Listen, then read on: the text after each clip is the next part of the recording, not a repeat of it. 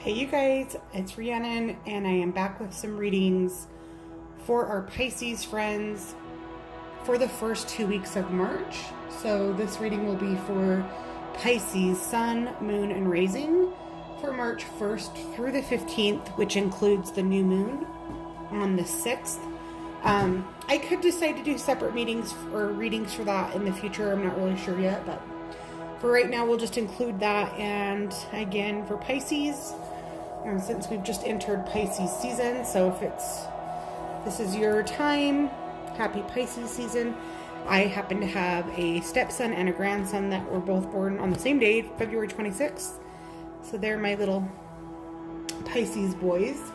So yeah, let's get into it and see what's going to be going on for you guys for these first 2 weeks. I have several different decks we're going to use. Let's just get right into it. For Pisces, what does Pisces need to know? Wow, that was quick. Love and compassion. Okay. For Pisces, well, goodness. Vulnerability.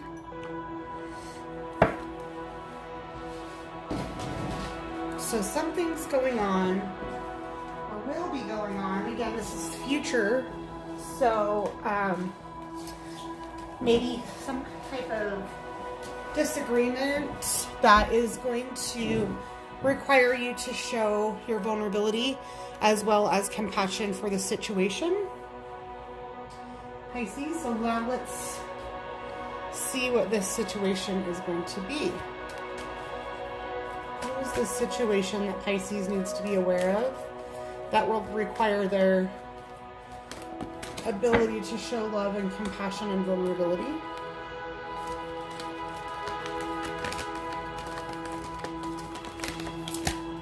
We have flying. So there's going to be some really great energy. It's not going to start off as a bad thing. Let's see what else we have.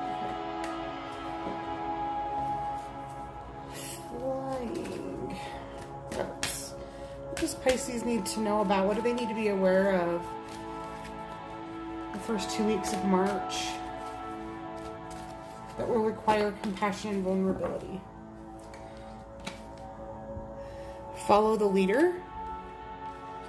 And then we have upside down Dragon's Lair. So, somebody that's above you in a higher up position. We have follow the leader. So, maybe there will be some type of disagreements at work, issues with your superiors. And then we have upside down Dragon's Lair. Now, what I love about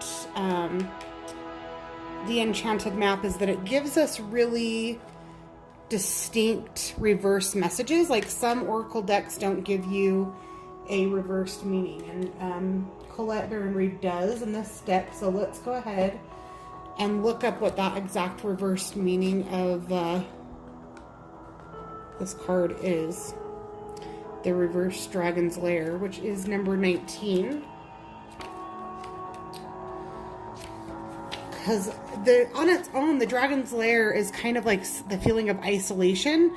Kind of like you're the princess in the tower that's needing to be rescued, and you've got all this, dark forces keeping you enslaved and entrapped. Which, again, could be this work situation. But since it's reversed, that kind of makes me want to dig into that a little bit more. So let's see here. 19. Reversed says, red flags shouldn't be ignored. Don't be seduced into learning a lesson that will hurt your heart. Temptation and intrigue abound. Be careful, because you can't win this particular challenge.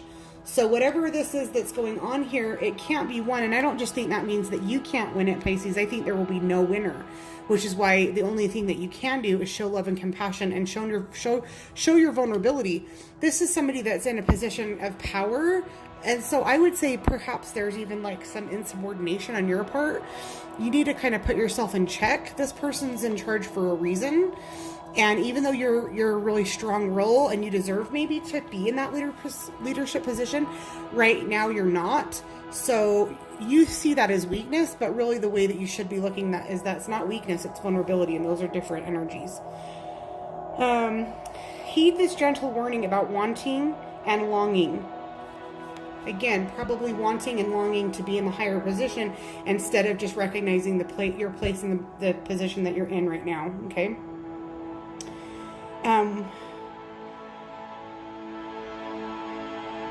Wanting and longing and the fantasy of belonging to someone, something, or an identity that has no true substance or longevity.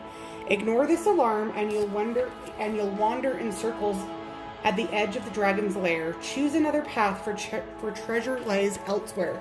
So whatever you're pursuing is not the place for you to be looking. It's going to trap you. It's going to be a trap. So follow the leader, which also, follow the leader is also talking about following your intuition, your higher self. Don't follow the ego. Follow the higher self, the grounded advice that's coming, not this lofty dream. Like, you should have dreams and it's okay to have goals, but it's not okay to, be insubordinate, basically. Show love, show compassion. The person that's in that position, that's a really hard role to be in. It's really difficult to have to be in charge, especially when you have people that are not listening and being insubordinate, Pisces. Okay. All right. Let's see what other advice we have here. Pisces with this situation. If this is relationship related, this could also be,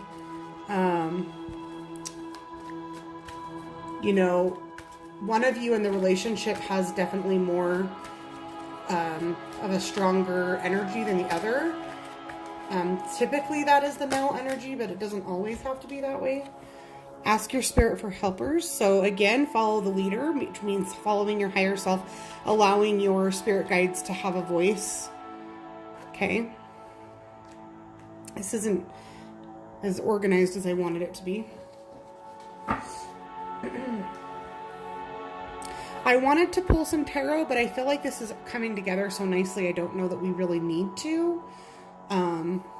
So I'm going to pull you an angel crystal card, just again as a higher energy, what you guys can be working with these first 2 weeks of March, which you have the watermelon tourmaline, which is stress reduction. De-stress your mind, body, and schedule as you need to rest, recharge, and revive. So again, this situation is obviously stressful. You've probably been stressed out about it for a while. You've been thinking about it for a while. And so watermelon tourmaline is good. It's a harder crystal to find. It doesn't mean you have to run out and find this crystal. It just means use this energy of, working on stress reduction. That could mean taking a bath. That could mean just doing extra meditations, allowing your spirit guides to take some of the burden instead of focusing all the weight of that stress on your shoulders. And then as far as a guide to work with for these issues, I'm going to pull you a Keepers of the Light from Kyle Gray. Okay, and as far as guides for these first 2 weeks, you can be calling on Diana, Goddess Diana, who is the goddess of focused intention. Think about what you desire, set your sights high, expect the best possible outcome. So, kind of like when we just got the Dragon's Lair and it's saying, kind of be careful what you're looking for. When it says set your sights high, I feel that's more set your sights on the highest good, not just necessarily like on the highest position, but on what's for the highest good, which right now is going to be showing love and compassion and vulnerability in this situation. So again, this is a general reading, so this is going to be different for each of you. For some it will be work, for some it will be relationship. That relationship could be family, it could be a friendship, it could be a romantic interest, but make sure that you follow and ask your spirit guides. Again, we talk about this every time. You have to ask them. They're not just going to be able to help if you don't ask. Don't get stressed out, but definitely don't fall into the trap of aiming for something that isn't for the highest good. Don't follow the ego, follow the heart. Okay? And if you can do that, it's going to be a great 2 weeks. But we do have Mercury retrograde coming in, I believe, March 3rd. I can definitely already feel the stress of that for myself. So definitely a lot of grounding is important to do. It's an easy time to misunderstand people. So again, love and compassion, right? If you get upset and you think somebody has done something that's offensive to you, try to have compassion and don't get too worked up over it. I am going to go ahead and pull you some tarot just to kind of get some further insight, because I don't want to rip you guys off. Ooh, that's quick. We have the Knight of Cups. So this is about coming to the battle with your compassion, okay? Don't show up with a sword. Don't show up with a weapon. Show up with a strong emotional stability. That's what's going to help you through these things. It's not a time for war. It's a time to be a strong and grounded energy with your emotions. And as a Pisces, you guys know that you can be pretty emotional, although you tend to normally show that more inwardly than outwardly. You can't expect people to know exactly what you're thinking. Not everybody is so intuitive as you guys are. So show up with your strong emotions, but as a warrior, not necessarily as a shield. This kind of suit of armor makes me think, again, it's easy for you to show up as a Pisces with this armor, but make sure that you're showing up vulnerable. That doesn't mean weak. It just means vulnerable. There is strength in vulnerability, okay? So, yeah, that's what I have for you guys today, Pisces. See you next time.